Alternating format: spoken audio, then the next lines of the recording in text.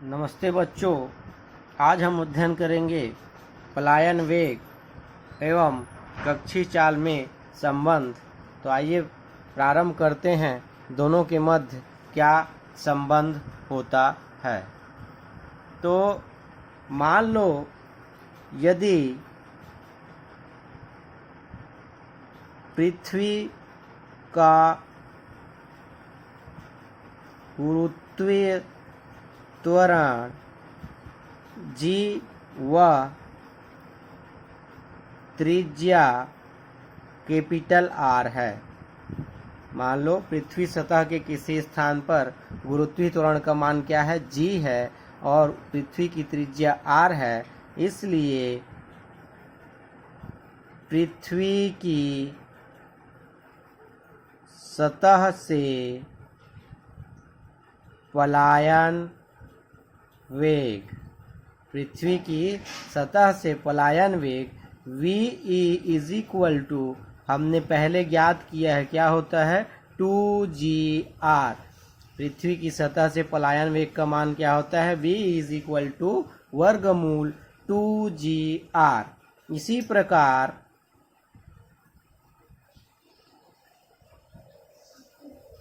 कक्षीय चाल का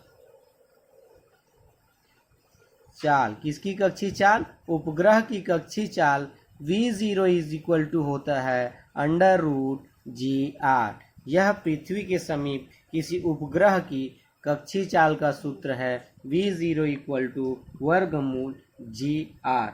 अगर समीकरण 1 में हम समीकरण 2 को भाग दें, समीकरण 1/2 से पलायन वेग को कक्षीय चाल से हम डिवाइड करेंगे तो क्या होगा, VE upon V0 is equal to √2GR upon √GR।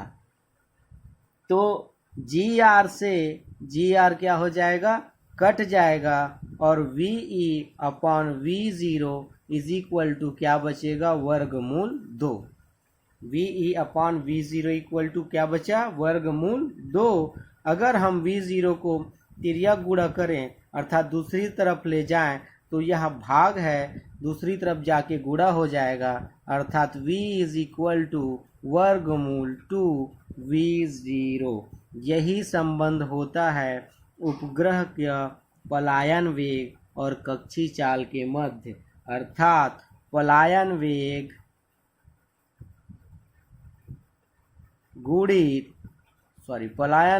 Equal to वर्गमूल 2 गुणित कक्षीय चाल। पलायन वेग इज इक्वल टू वर्गमूल 2 गुणित कक्षीय चाल, अर्थात किसी उपग्रह का पलायन वेग उसकी कक्षीय चाल के √2 गुना होता है। आइए अगला देखते हैं, तुल्यकाली उपग्रह।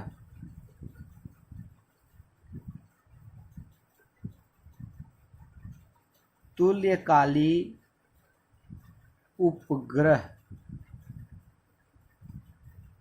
तो तुल्यकाली उपग्रह किसे कहते हैं,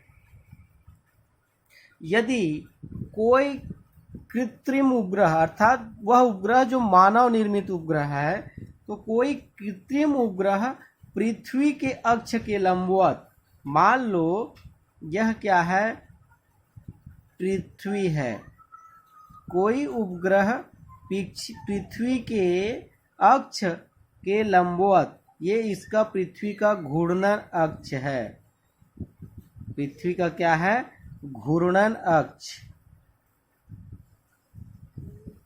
तो कोई कृत्रिम उपग्रह पृथ्वी के अक्ष के लंबवत अर्थात इस दिशा में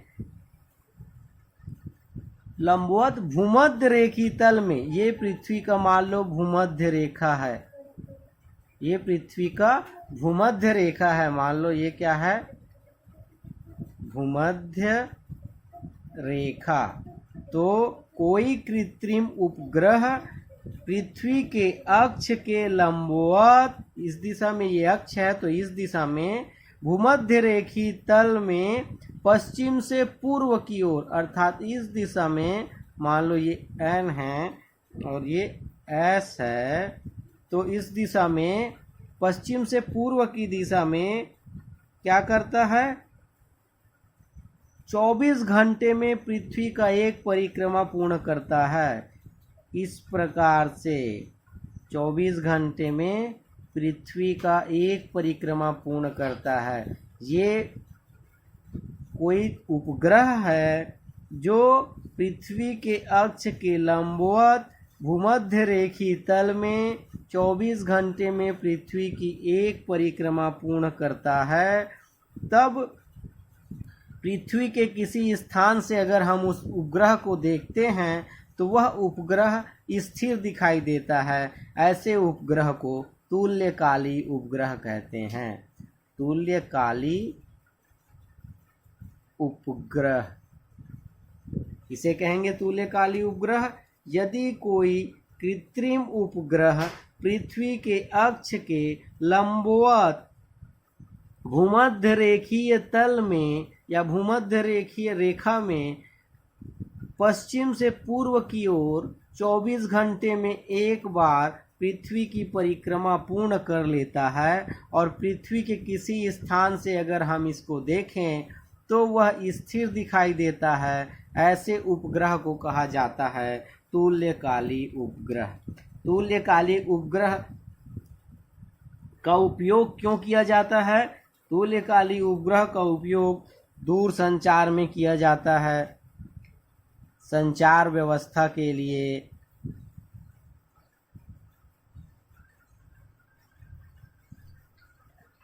और क्यों उपयोग किया जाता है? वायुमंडल के ऊपरी सतह का अध्ययन करने के लिए। वायुमंडल के ऊपरी सतह का अध्ययन। तो तुल्यकाली उपग्रह का उपयोग संचार व्यवस्था के लिए किया जाता है, वायुमंडल के ऊपरी सतह का अध्ययन करने के लिए किया जाता है।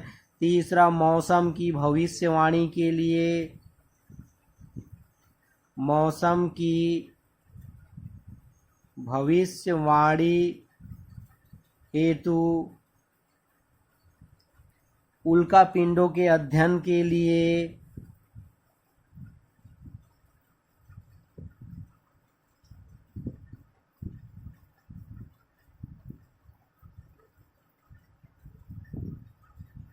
तो तुल्यकाली उपग्रह का उपयोग क्यों किया जाता है? संचार व्यवस्था को बनाए रखने के लिए, जैसे टीवी, रेडियो सिग्नल है, मोबाइल टेलीफोन है, दुनिया भर में प्रसारित करने के लिए तुल्यकाली उपग्रहों का उपयोग किया जाता है।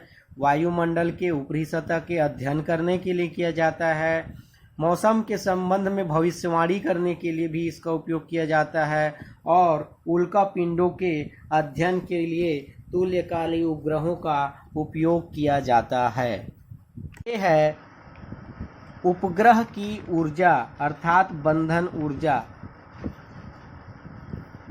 आगे देखते हैं उपग्रह की ऊर्जा।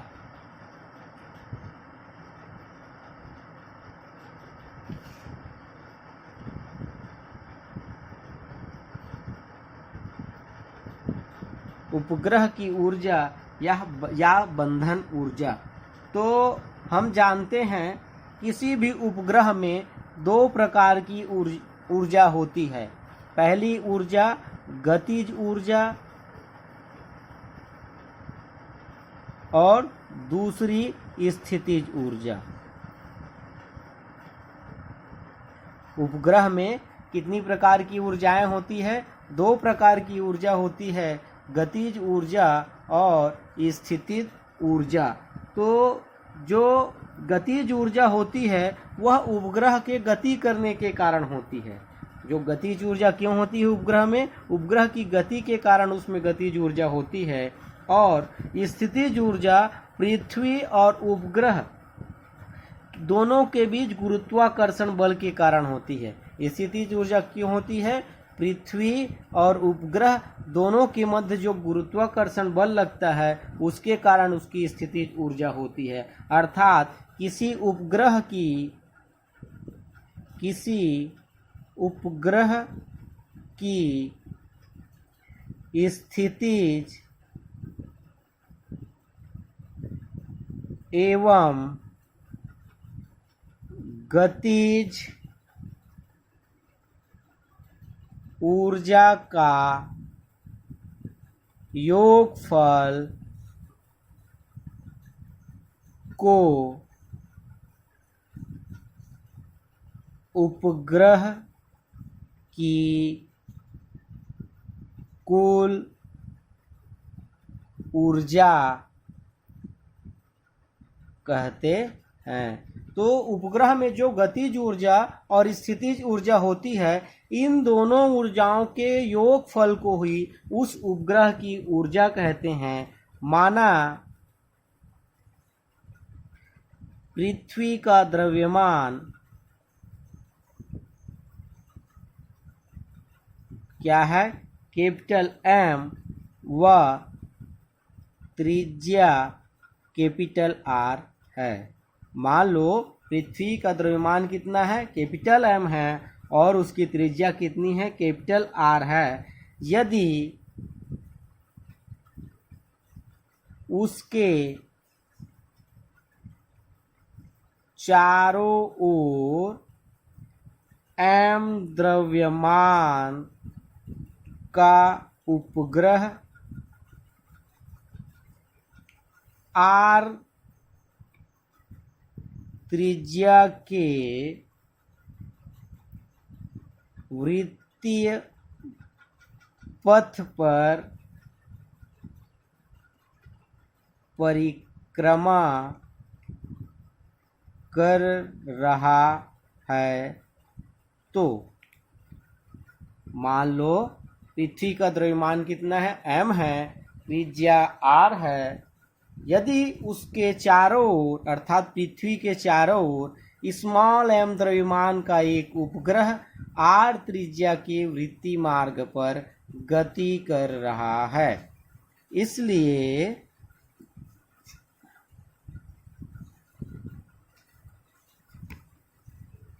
उपग्रह की स्थितिज ऊर्जा, हम जानते हैं पृथ्वी तल के समीप परिक्रमा करने वाले किसी उपग्रह की स्थितिज ऊर्जा होती है minus G capital M small m upon R. यह हमने पहले ज्ञात किया है। पृथ्वी तल के समीप किसी उपग्रह की स्थितिज ऊर्जा U is equal to minus G M M upon R का स्क्वायर। अतः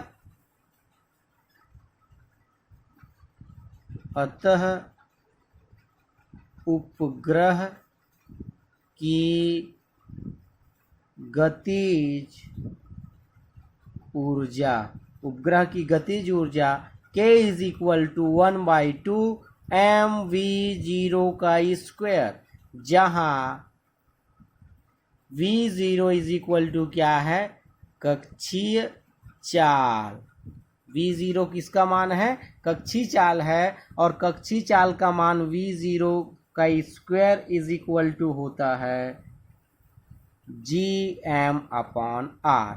कक्षीय चाल का मान कितना होता है, v0 square equal to gm upon r। तो यहाँ से हम v0 का स्क्वायर का मान रखेंगे तो k इज इक्वल टू क्या आएगा, 1/2 m g capital M upon small r। ये हो गया। तो इसको हम क्या लिख सकते हैं, k is equal to 1/2 gm small m upon r। ये हमने स्थितिज ऊर्जा का मान निकाल लिया उपग्रह की। ये उपग्रह की गतिज ऊर्जा, इसलिए उपग्रह की कुल ऊर्जा energy E is equal to क्या हो जाएगा, स्थितिज ऊर्जा प्लस गतिज ऊर्जा।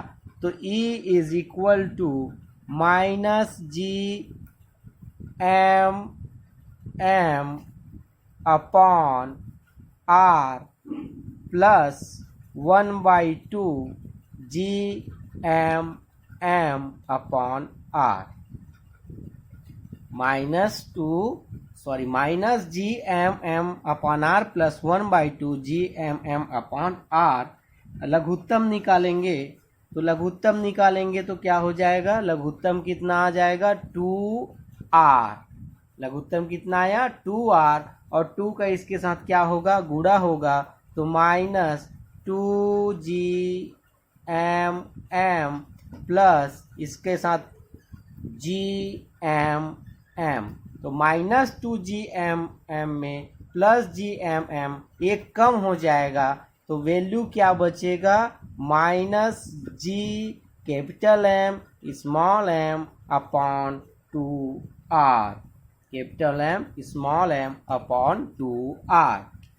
अब यदि क्या हो, उपग्रह जो पृथ्वी से सतह से क्या हो, h ऊंचाई पर हो, तो R इज इक्वल टू हो जाता है कैपिटल R प्लस H। इसलिए उपग्रह की कुल ऊर्जा E इज इक्वल टू क्या हो जाएगी? Minus G capital M small m upon 2R plus H।